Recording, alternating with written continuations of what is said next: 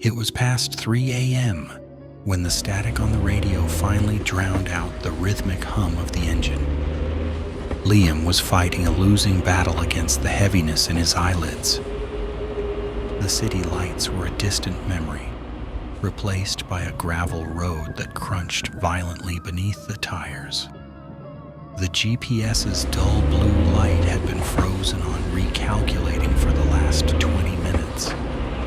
The forest rose on both sides of the road like ancient, impenetrable walls.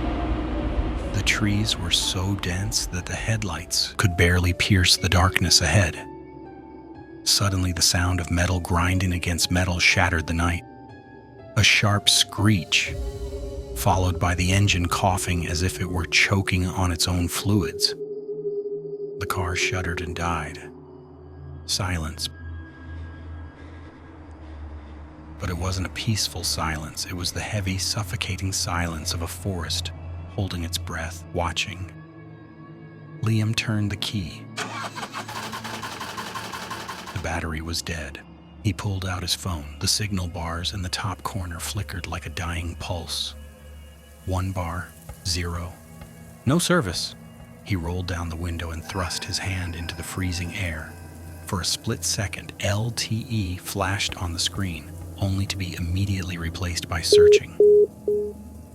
Damn it, he whispered. He sees us.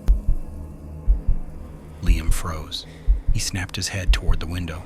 Outside there was nothing but darkness and branches swaying in the wind. Who's out there? He shouted.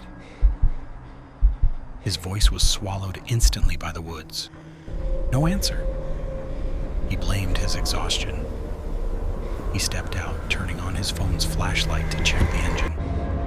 Steam billowed into his face. At that moment, he felt a breath on the back of his neck. Hot, humid air. He spun around. No one, but the voice was clearer now. It came from right beside his right ear, mocking and high-pitched. You can't fix it, Liam. This is the end of the line. Liam swung the flashlight wildly at the trees.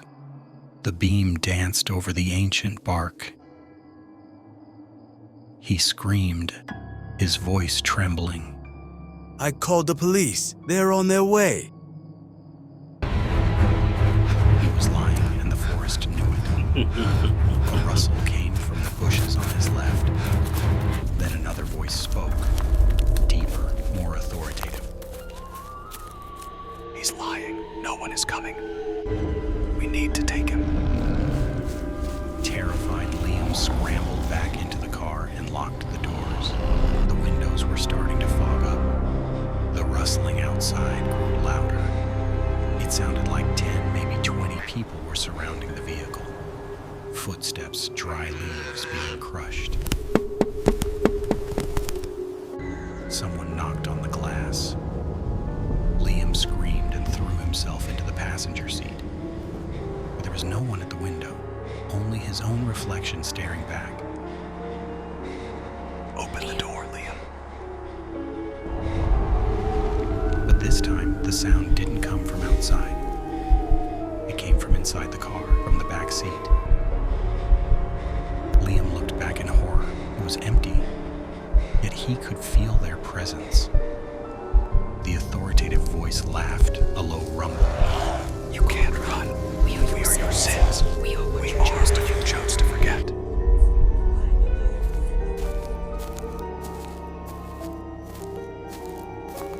Liam pressed his hands over his ears.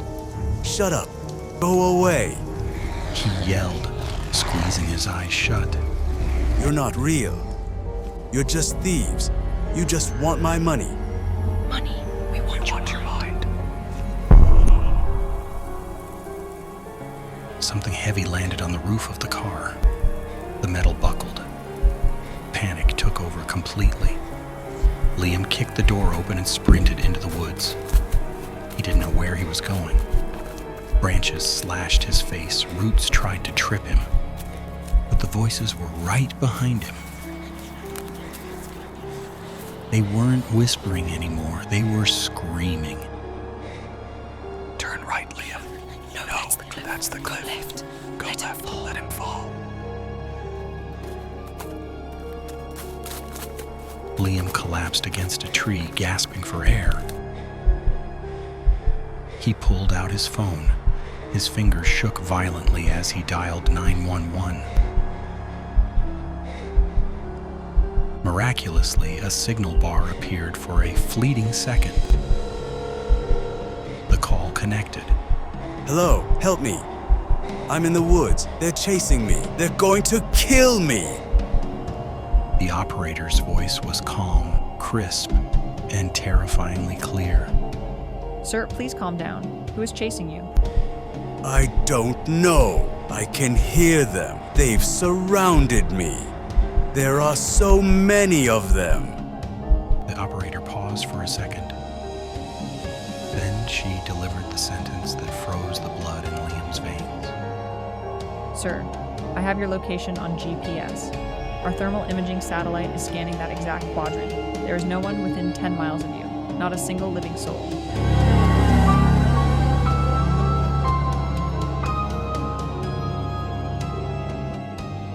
Liam slowly lowered the phone from his ear. His eyes stared blankly into the darkness. The wind had stopped. The leaves were still. But that deep, authoritative voice spoke again. Only this time, it spilled from Liam's own lips, vibrating through his own throat. I told you that you were alone, didn't I?